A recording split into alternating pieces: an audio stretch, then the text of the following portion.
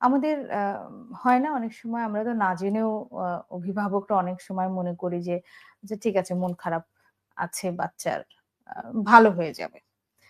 কিন্তু একটা লম্বা সময় ধরে আমাদের বাচ্চাদের মন খারাপ থাকছে। সে আস্তে, আস্তে মন খারাপ থেকে বিষণ্ণতার পথে চলে যাচ্ছে।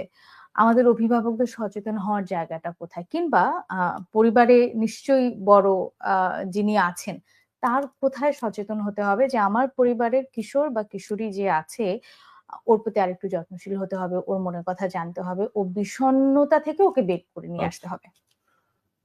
এখানে আমরা একটা ধারাবাহিকতাও দেখি। সেটা হচ্ছে যে আমরা যে আমাদের জীবনযাপন করি, সেটা একটা ধারাবাহিক প্রক্রিয়া। সেই ধারাবাহিকতার মধ্যে যদি কোনো বিচ্ছেদ ঘটে, কোনো ছেদ ঘটে, যদি একটা রিঅ্যাক্টিভ বিষয় চলে আসে যে না, ও তো প্রতিদিন এই কাজগুলা করত। এর সাথে যোগাযোগ করত, ওর সাথে যেত, ওই রুমে যেত, ওই মামাকে একটু ডিস্টার্ব করত, ওর ওই খালার সাথে একটু গল্প করে আসতো। সেই কাজগুলা করছে না।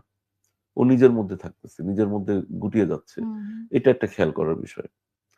এটাকে আমরা রিঅ্যাক্টিভ ফর্ম বলি যে মানসিক রোগ হওয়ার প্রাক পর্যায়ে আ শুধু বাচ্চা না, আমাদের ক্ষেত্রেও তাই। আমরাও যদি কোনো মানসিক রোগে হয়, বিশেষ করে বিষণ্ণতাটাই বেশি হয়। আমাদের সবচাইতে পার্সেন্টেজ বেশি বিষণ্ণতার। এবং সেগুলো যখন হয় তখন কিন্তু আমরা দেখা যায় যে নিজেকে গুটিয়ে ফেলি। আ অফিস কলিগদের সাথে কথা বলতে ইচ্ছা করে না। আ ফ্যামিলির লোকজনদের সাথে মিশতে ইচ্ছা করে না। কোন রকম খেয়ে-দেয়ে শুয়ে পড়ি। এরকম একটা পরিস্থিতি হবে। নিজেদেরকেও একটু চারপাশ থেকে গুটিয়েও নেই। গুটিয়ে নেওয়ার বিষয়। হুম, এটা খেয়াল করার বিষয়।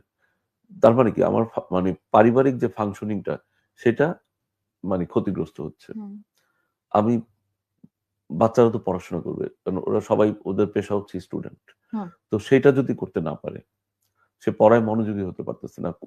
মনোযোগের বিষয়টা একটা ব্যাপার যে মনোযোগ দিতে পারে না। এখন কোন ফ্যামিলিতে না স্পেস দেয় না বাচ্চাকে।